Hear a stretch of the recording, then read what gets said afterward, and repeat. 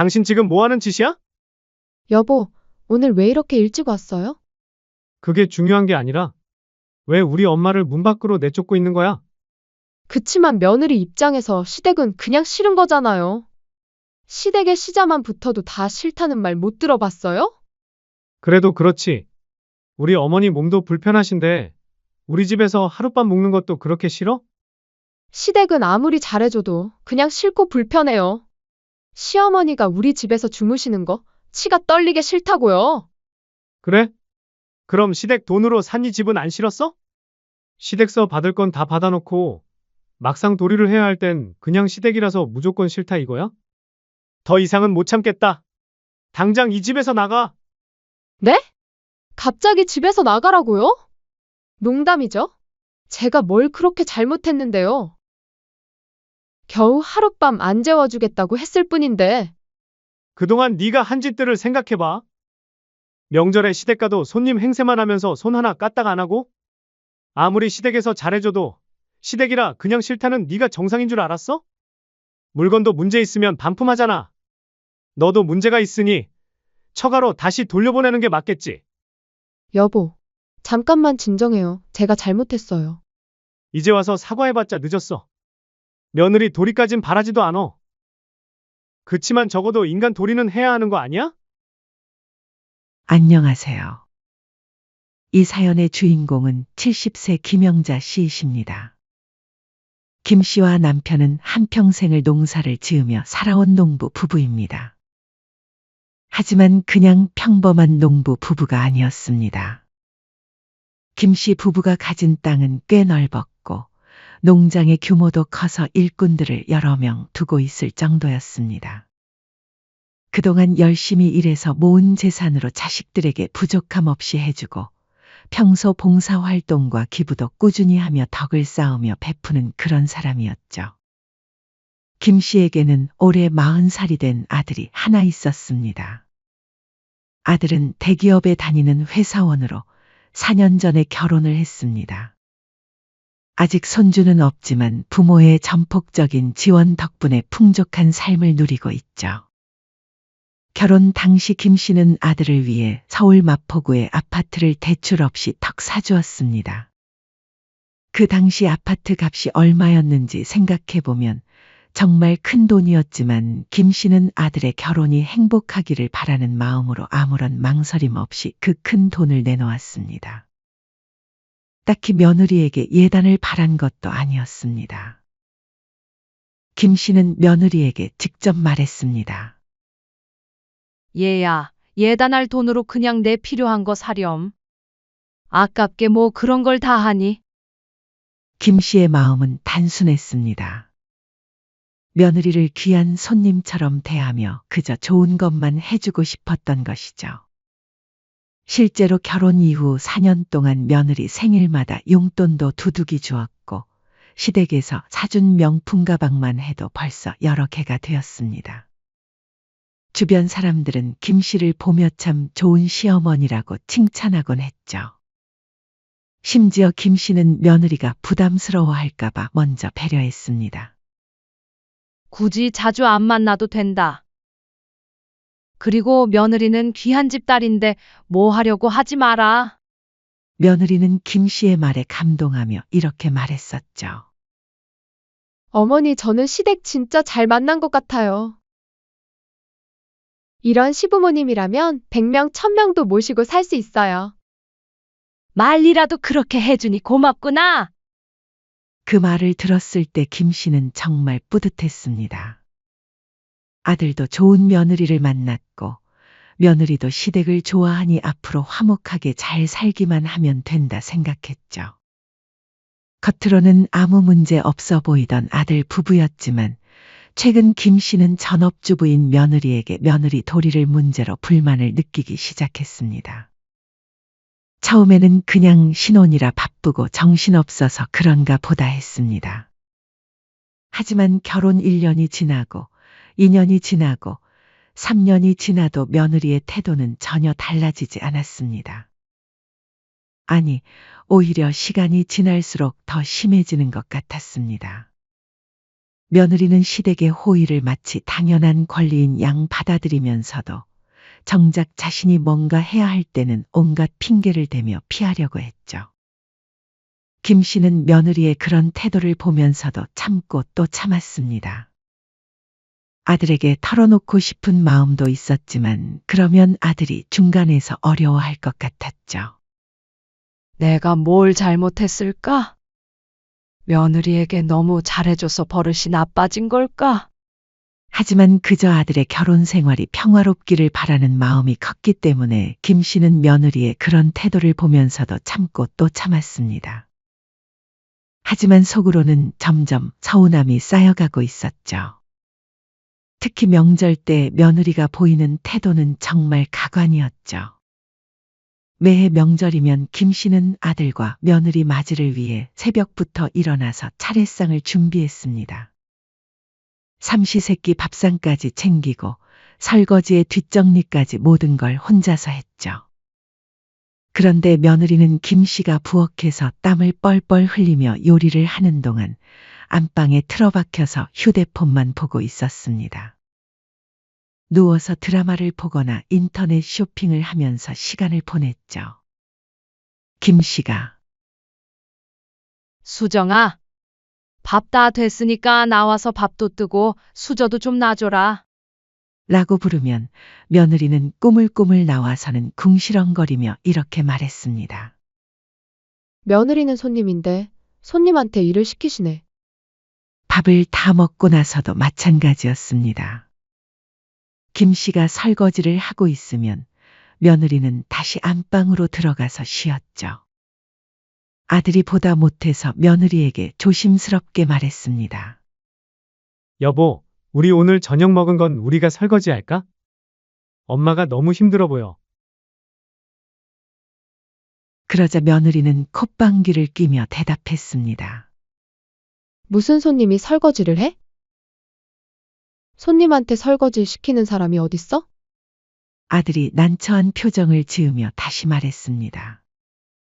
그래도 엄마 혼자 다 하시니까. 아니, 왜 자꾸 나한테 일 시키려고 그래? 시댁은 당신 집이니까 하고 싶으면 당신이 혼자 해. 며느리는 목소리를 높이며 화를 냈습니다. 결국 아들이 혼자서 설거지를 하게 되었죠. 이런 일이 한두 번이 아니었습니다. 김 씨는 며느리의 그런 모습을 볼 때마다 가슴이 답답했습니다. 김 씨는 아들이 중간에서 어려워하는 모습이 안쓰럽기도 했습니다. 하지만 며느리의 태도는 점점 더 뻔뻔하고 심해져만 갔죠. 며느리는 자신의 친구들을 집에 수시로 불러서 시끌벅적하게 놀았습니다. 아들도 같이 사는 집에 자신의 친구들이 데려와서 술도 마시고 떠들어대곤 했죠. 반면에 며느리는 시댁 식구들이 집에 오는 것은 극도로 꺼려했습니다. 김 씨가 서울에 볼 일이 있어서 아들에게 연락할 때마다 며느리는 온갖 핑계를 댔습니다. 수정아, 내일 서울 가는데 집에 잠깐 들러도 될까? 오랜만에 우리 얼굴도 보고 같이 식사라도 하는 건 어떠니? 아들이 며느리에게 물어보면 며느리는 항상 이런 식으로 대답했습니다. 죄송해요, 어머니. 집에 친구들이 와서 어려울 것 같아요. 다음에 또 연락하면 이런 식이었죠. 청소를 못해서 정신이 없어요. 어머니 오시기에는 집이 너무 지저분해요. 심지어는 이런 말까지 했습니다. 집에 누가 오시면 제가 피곤해서 몸살이 나요. 제가 좀 예민한 편이라서. 김 씨는 이런 뻔한 핑계를 들을 때마다 마음이 상하곤 했습니다. 며느리의 친구들은 언제든지 와도 되는데 정작 시어머니는 오면 피곤하다니요. 한 번은 또 김 씨가 직접 만든 반찬을 가져다 주니 며느리는 또 이렇게 말했습니다. 어머니, 그냥 택배로 보내주세요. 굳이 집에 오시지 마시고요. 아니면 문 앞에 두고 가세요. 제가 나중에 가져갈게요. 김 씨는 며느리가 자신과 직접 마주치는 것조차 극도로 꺼린다는 것을 몸소 느꼈습니다. 마치 김 씨가 무슨 전염병 환자라도 되는 것처럼 말이죠. 최근에 김 씨의 마음을 아프게 한 것은 시아버지 생신 때 일어난 일이었습니다. 아들이 며느리에게 아버지 생신 선물에 대해 이야기했을 때 며느리의 반응은 정말 충격적이었죠. 아버님 생신이니까 뭔가 선물을 준비해야겠는데 뭐가 좋을까? 아들이 며느리와 상의하자 며느리는 한숨부터 쉬었습니다. 어머니, 저희 여유도 없는데 꼭 해야 해요? 그래도 아버지 생신인데 그럼 얼마씩 보태야 해요? 저희는 최소한만 할게요. 너무 비싼 건 부담스러워요. 며느리는 액수부터 따지며 마지못해 하는 티를 팍팍 냈습니다. 김 씨는 그 이야기를 아들에게 들으면서 정말 어이가 없었죠. 아니, 우리가 그동안 며느리한테 해준 게 얼만데? 아파트까지 사줬는데 시아버지 생신 선물은 돈 없다고? 정말 어이가 없네. 이 모든 상황을 겪으면서 김 씨는 며느리에게 점점 정이 떨어지기 시작했습니다. 처음에는 젊으니까 그럴 수도 있지라고 생각했지만 이제는 이건 정말 아니다라는 생각이 들었죠. 그리고 마침내 결정적인 사건이 터졌습니다. 바로 이번 설 명절 때 일어난 일이었죠. 평소와 다르게 이번 명절에는 아들이 혼자 김 씨 집에 내려왔습니다.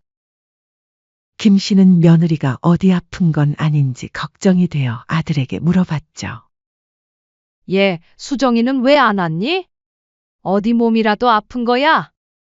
아니에요. 엄마 신경 쓰지 마세요. 그냥 이번 명절에는 각자 지내기로 했어요. 아들의 목소리에 김 씨는 뭔가 이상한 느낌이 들었습니다. 명절에 부부가 각자 지낸다는 게 말이 되나 싶었죠. 무슨 일 있었니? 너희 싸웠어? 아들이 한참을 망설이다가 입을 열었습니다. 엄마, 제가 아내한테 이번 명절 때 하루는 우리 본가 시가에 머물고 하루는 처가에서 잠을 자고 오자고 했거든요. 그래, 그런데? 아들의 표정이 어두워졌습니다. 그런데 아내가 노발대발하면서 소리를 지르더라고요. 뭔 소리 하냐고. 시댁에서 잠을 자는 게 얼마나 힘든 일인데 진짜 그딴 말 꺼내지도 마. 라고요. 김 씨는 아들의 말을 듣고 어이가 없었습니다. 그래서 뭐라고 했니? 제가 나도 처가에서 자는 거 힘들다. 나도 자는 거 아니냐? 이게 왜 못 해주냐? 라고 했더니 내가 시댁 가주는 것만 해도 어딘데 자고 가라고까지 해? 빈정상해서 나 이번 명절에 안 갈래. 갈 거면 당신 혼자가 라고 더 큰 소리로 화를 내더라고요. 그래서 이번엔 저 혼자 온 거예요. 김 씨는 며느리의 그런 말을 듣고 정말 충격이었습니다. 시댁에 가주는 것만 해도 어디? 정말로 며느리가 그렇게 말했어? 김 씨는 아들에게 조심스럽게 말했습니다. 용진아, 이건 좀 아니지 않니? 우리가 며느리한테 뭘 요구한 적 있니? 가끔 얼굴 보는 것도 이렇게 사정사정 할 일인가 싶다. 엄마, 저도 이제 어떻게 해야 할지 모르겠어요. 아들 역시 힘들어하는 모습이었습니다. 김 씨는 아들이 안쓰럽기도 했지만 한편으로는 며느리가 정말 자신의 행동을 돌아봐야 한다고 생각했죠. 며느리한테 한마디 해야 할 것 같구나. 이대로 가면 너도 힘들고 우리 가족 모두가 힘들어질 거야. 김 씨의 마음은 정말 복잡했습니다. 아들에게 이혼하라고 한 말은 아니지만 며느리의 태도는 정말 문제가 있다고 생각했죠. 김 씨는 며느리가 스스로 깨달을 수 있는 어떤 강력한 충격요법이 필요하다고 생각했습니다. 하지만 그때만 해도 김 씨는 며느리가 곧 더 큰 일을 저지르게 될 줄은 몰랐습니다. 그리고 그 사건으로 인해 며느리가 그동안 자신이 한 행동을 모두 되돌려 받게 될 것도 말이죠. 김 씨가 병원 때문에 서울에 올라갈 일이 생겼습니다. 정기검진을 받아야 하는데 예약 시간이 늦어서 피곤할 것 같았습니다. 고민하던 중에 아들의 집이 병원에서 멀지 않다는 것을 떠오른 김 씨는 아무리 그래도 하루 정도는 괜찮겠지 싶어서 숙소를 따로 잡지 않기로 했죠. 김 씨는 아들에게 미리 연락했습니다. 용진아, 엄마가 다음 주에 서울 올라가는데 병원 검사 받고 너무 늦을 것 같아. 하룻밤만 재워줄 수 있을까? 네, 엄마 언제든지 오세요. 제가 아내한테도 말해둘게요. 김 씨는 아들이 흔쾌히 허락해 준 것에 안심했습니다. 하지만 막상 서울에 올라가서 아들 집 문을 두드렸을 때 문을 연 며느리의 표정은 정말 싸늘했습니다. 어머니 오셨어요. 며느리는 김 씨를 보자마자 언짢은 표정을 숨기지도 않았습니다. 마치 반갑지 않은 손님이라도 된 것처럼 말이죠. 수정아, 아들한테 미리 말해뒀는데 오늘 하룻밤만 재워줄 수 있을까? 김 씨가 조심스럽게 말하자 며느리는 팔짱을 끼고는 차갑게 대답했습니다. 죄송해요, 어머니. 저희 집에서 주무시는 건 조금 어려울 것 같아요. 응, 뭐라고? 김 씨는 순간 자신이 잘못 들은 줄 알았습니다. 갑자기 그게 무슨 소리니? 전까지 이런 얘기는 없었잖아. 어머니, 오늘은 호텔 가서 주무세요. 저희 집은 불편하실 거예요. 그리고 남편한테는 어머니가 호텔 가시고 싶다고 하셨다고 제가 말해둘게요.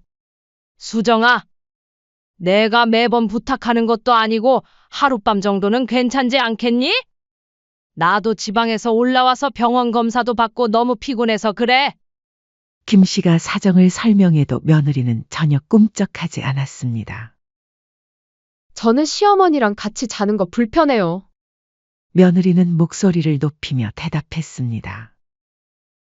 김 씨는 며느리의 그런 매서운 태도에 몹시 당황스러웠죠. 한 방에서 같이 자자는 것도 아니고 그게 그렇게 불편하니? 당연한 거 아니에요? 저희 집에 시댁 사람들이 있으면 제가 불편하다고요. 그리고 요즘 누가 아들 집에 와서 자요? 며느리의 목소리는 점점 더 날카로워졌습니다. 그치만 갑자기 이 늦은 시간에 호텔을 어떻게 구해? 그럼 오늘만이라도. 김 씨가 말을 마치기도 전에 며느리는 갑자기 김 씨의 팔을 거칠게 잡았습니다. 안 돼요. 제발 좀 가세요. 그리고 며느리는 말이 끝나기 무섭게 김 씨를 현관 밖으로 밀어냈습니다. 그리고는 정말로 현관문을 쾅 닫아버렸죠. 김 씨는 갑작스러운 일에 어리둥절할 수밖에 없었습니다. 방금 전까지 며느리와 대화하고 있었는데 순식간에 문 밖으로 쫓겨난 것이었습니다. 김 씨는 닫힌 문 앞에서 멍하니 서 있었습니다. 70평생 살아오면서 이렇게 모욕적인 일을 당해본 적이 없었죠. 더구나 아들의 집에서 이런 취급을 받다니 눈물이 주르륵 흘러내렸습니다. 그리고 깊은 모욕감이 한꺼번에 밀려왔습니다. 내가 뭘 잘못했다고 이런 취급을 받아야 하지. 김 씨는 그 자리에서 발걸음을 뗄 수 없었습니다. 바로 그때였습니다. 퇴근하고 돌아오던 아들이 엘리베이터에서 내려오다가 현관 앞에서 눈물을 흘리고 있는 김 씨를 발견한 것이죠. 엄마! 엄마 왜 바닥에서 그러고 계세요? 김 씨가 눈물을 흘리고 있는 모습을 본 아들은 깜짝 놀랐습니다. 아들은 상황을 파악했습니다. 어머니가 집에 들어오지도 못하고 문 밖에서 눈물을 흘리고 있는 이유를 말이죠. 순간 아들의 얼굴이 화라산처럼 변했고 문을 벌컥 열고 집 안으로 들어갔습니다. 며느리는 소파에 앉아서 태연하게 TV를 보고 있었습니다. 당신 지금 뭐 하는 짓이야? 어머, 여보, 오늘 왜 이렇게 일찍 왔어요? 그게 중요한 게 아니라 왜 우리 엄마를 문 밖으로 내쫓고 있는 거야? 아들의 목소리는 분노로 떨리고 있었습니다. 며느리는 움찔했지만 여전히 뻔뻔한 태도를 버리지 않았습니다. 며느리한테 시가는 그냥 싫은 거야. 시댁에 시 자가 붙으면 다 싫다는 말 못 들어봤어? 그래도 그렇지. 어머니가 우리 집에서 하룻밤 묵는 것도 그렇게 싫냐? 며느리의 대답을 들은 아들은 정말 어이가 없었습니다. 하지만 며느리는 끝까지 자신의 잘못을 인정하지 않았습니다. 시댁은 아무리 잘해줘도 그냥 불편해. 어머니가 우리 집에서 주무시는 거 정말 치가 떨리게 싫다고. 아들의 얼굴은 분노로 일그러졌습니다. 시댁이 싫다고? 그럼 시댁 돈으로 산 이 집은 안 싫었어? 며느리와 아들의 말다툼이 격해졌지만 며느리는 끝까지 자신의 잘못을 인정하지 않았죠. 아들은 더 이상 대화가 불가능하다는 것을 깨달았습니다.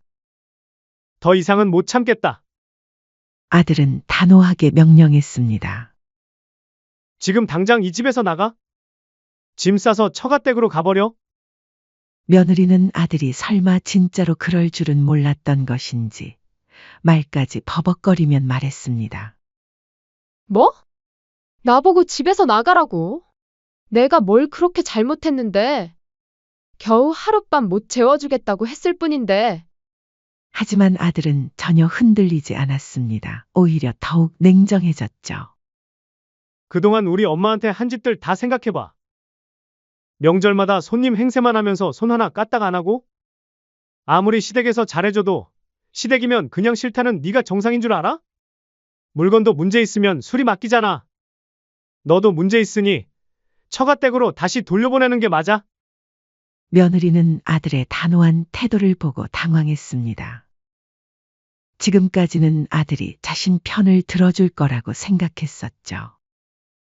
여보, 진정해. 내가 잘못했어. 다신 안 그럴게. 며느리가 다급하게 붙잡았지만 아들은 이미 마음을 굳힌 모양이었습니다. 이제 와서 사과해봤자 늦었어. 며느리 도리는 바라지도 않아. 그치만 적어도 사람 도리는 해야지. 며느리는 울면서 짐을 쌌습니다. 어머니한테도 진심으로 사과할게. 제발 한 번만 더 기회를 줘. 며느리가 애원해도 아들은 냉정했습니다. 기회는 이미 충분히 줬어. 짐 싸서 나가 당장. 며느리는 결국 친정으로 쫓겨나게 되었습니다. 그동안 김 씨와 시댁이 해준 모든 것들을 잃어버린 채로 말이죠. 인과응보란 게 정말 있구나. 며느리가 짐을 싸서 나가는 모습을 보면서 김 씨는 정말 통쾌했습니다. 그동안 참았던 모든 순간들이 한순간에 해결된 기분이었죠. 며느리가 그동안 자신에게 했던 무리한 행동들을 생각하니 뿌린 씨를 거두게 된 것이 당연하다고 생각했습니다. 며느리는 그동안 시댁을 무시하고 함부로 대했던 대가를 치르게 된 셈이죠. 하지만 이것은 시작에 불과했습니다. 며느리가 당하게 될 진짜 서력은 이제부터였죠. 아들은 며느리가 나간 다음 날부터 바로 이혼 소송 절차를 밟기 시작했습니다. 김 씨는 아들의 그런 단호한 모습을 보면서 한편으로는 대견하기도 했지만 다른 한편으로는 안쓰럽기도 했어요. 아들아, 정말 후회 없겠니? 김 씨가 조심스럽게 물어보자 아들은 확신에 찬 목소리로 대답했습니다. 엄마, 전혀 후회 안 해요. 오히려 왜 이제서야 이혼을 결정했나 싶어요. 엄마, 그동안 엄마가 얼마나 힘드셨을지 생각하니까 정말 죄송해요. 제가 아들로서 역할을 제대로 못했네요. 늦었지만 이제라도 옳은 선택을 하고 싶어요. 아들의 말을 들으니 김 씨의 마음도 한결 가벼워졌습니다. 며칠이 지나자 예상했던 일이 일어났습니다. 며느리와 처가댁 식구들이 아들 집까지 찾아온 것이죠. 김 씨가 아들 집에 있을 때였습니다. 초인종이 울리더니 문 너머로 며느리의 목소리가 들려왔어요. 여보 문 좀 열어줘. 아들은 문을 열지 않았습니다. 할 말 있으면 밖에서 해. 그때 또 다른 목소리가 들려왔습니다. 며느리가 처가 어른들이 함께 온 것 같았습니다. 아들이 마지못해 문을 열자 며느리와 처가댁 식구들이 모두 들어왔습니다. 그들은 김 씨와 아들 앞에서 바닥에 무릎을 꿇었어요. 사돈, 정말 죄송합니다. 제가 사돈 얼굴 볼 낯이 없습니다. 장모가 김 씨에게 깊이 고개를 숙이며 말했습니다. 저희 딸이 어려서 철이 없었습니다. 제발 너그러이 용서해 주세요. 며느리도 눈물을 흘리며 김 씨에게 빌었습니다. 어머니, 제가 정말 잘못했어요. 다시는 이런 일 없을 거예요. 제발 한 번만 더 기회를 주세요. 장인도 아들에게 애원했습니다. 최서방, 우리 딸이 철이 없었네. 이번에 제대로 교육시킬 테니까 제발 한 번만 더 기회를 주면 안 되나? 하지만 아들은 냉정하리만큼 단호했습니다. 죄송합니다. 장인어른 이제 와서 사과해도 이미 늦었습니다. 아들은 논리적이고 날카롭게 며느리의 이기적인 행동들을 조목조목 지적하기 시작했습니다. 아내가 결혼 4년 동안 시댁에 어떻게 했습니까? 시가의 시자만 들어도 치를 떨었고 어머니가 집에 오시려고 하면 온갖 핑계로 막았습니다. 그리고 병원 검사받고 지친 어머니를 문 밖으로 내쫓았습니다. 이런 사람과 어떻게 계속 살라고 하십니까? 며느리는 아들의 말에 고개를 들지 못했고 아들은 계속해서 말했습니다. 어머니가 며느리에게 잘해줄 때 감사했어야죠. 저는 더 이상 이런 모욕적인 관계를 유지할 수 없습니다. 아들의 단호한 말에 며느리는 한마디도 대꾸하지 못하고 고개를 떨굴 수밖에 없었습니다. 그때 김 씨가 입을 열었습니다. 그 안에는 그동안 쌓였던 모든 서운함과 분노가 담겨 있었어요. 수정아, 마지막으로 할 말이 있단다. 요즘은 시댁도 며느리 눈치 보며 산다. 나도 그걸 알고 있어서 며느리한테 아무것도 요구하지 않았잖니. 서로 배려하고 베풀면서 잘 살려고 노력해야지. 김 씨의 일침 하나하나가 며느리의 가슴을 후벼 팠습니다. 더도 말고 덜도 말고 너랑 똑같은 시댁 만나길 바란다. 김 씨의 마지막 말에 며느리는 울음을 터뜨렸습니다. 하지만 김 씨는 전혀 동정하지 않았죠. 김 씨는 며느리의 눈물 어린 애원과 처가댁의 구차한 부탁에도 흔들리지 않았습니다. 이제 그만 돌아가 주세요. 더 이상 할 말 없습니다. 김 씨는 단호하게 말하며 처가댁 식구들을 돌려보냈습니다. 그 후 이혼 소송이 진행되었습니다. 며느리 측은 제3분할을 요구했지만 결과는 참담했어요. 재판 과정에서 며느리의 모든 행동들이 낱낱이 드러났습니다. 며느리가 결혼 후 집안의 재산을 일구는데 아무런 도움을 준 것이 없다는 사실. 그리고 시부모에게 받기만 하고 며느리의 도리나 기본 예의조차 지키지 않은 점들이 명확하게 밝혀진 것이죠. 판사도 이러한 점들을 모두 고려해서 제3분할은 아들에게 매우 유리하게 적용되었습니다. 며느리는 이혼 후 아무것도 얻지 못하고 친정으로 돌아가야 했어요. 더 참담한 것은 그 후였습니다. 처가댁도 딸의 잘못된 행동 때문에 이웃과 친지들에게 손가락질을 받게 되었거든요. 저 집딸이 시어머니를 문 밖으로 내쫓았다며? 아이고, 그런 딸을 어떻게 키웠대? 시댁에서 그렇게 잘해줬는데 배은망덕하게. 처가댁은 동네에서 고개를 들고 다닐 수 없을 정도가 되었습니다. 며느리의 몰락은 더욱 처참했습니다. 이혼 후 친정에 들어와 살게 된 며느리는 40 가까운 나이에 다시 시집갈 곳도 찾기 힘들었죠. 더구나 이혼 사유가 소문이 나면서 주변에서 며느리를 보는 시선이 곱지 않았습니다. 심지어 며느리는 취업을 하려고 해도 쉽지 않았습니다. 4년 동안 전업주부로 지내면서 경력이 단절된 데다가 나이도 많아져서 새로 시작하기가 어려웠거든요. 친정에서도 며느리를 보는 시선이 곱지 않았습니다. 동네 망신을 시켰다는 이유로 부모님한테 잔소리를 들어야 했죠. 내가 그렇게 행동했으니 우리까지 창피해서 밖에 나가기 부끄럽다. 며느리는 매일 후회와 절망 속에서 하루하루를 버텨야 했습니다. 한때 자신이 당연하다고 여겼던 모든 것들이 얼마나 소중한 것이었는지 뒤늦게 깨달았지만 이미 돌이킬 수는 없었죠. 반면 아들과 김 씨의 사이는 이 일을 계기로 더욱 끈끈해지고 돈독해졌습니다. 엄마, 정말 시원하죠? 아들이 김 씨에게 물어보자 김 씨는 환하게 웃었습니다. 그래, 정말 시원하다. 그동안 참았던 게 다 풀린 기분이야. 아들은 홀가분한 마음으로 김 씨를 더욱 살뜰히 챙겼습니다. 명절 때도 김 씨 혼자 모든 준비를 하지 않도록 아들이 직접 도왔죠. 엄마, 제가 할게요. 엄마는 쉬세요. 고마워, 우리 아들. 두 사람은 서로를 배려하며 정말 행복한 일상을 보냈습니다. 몇 달 후 아들이 김 씨에게 말했습니다.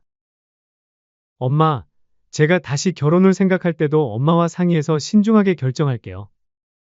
이번에는 정말 엄마를 잘 모시고 서로 존중하는 그런 사람을 만나고 싶어요.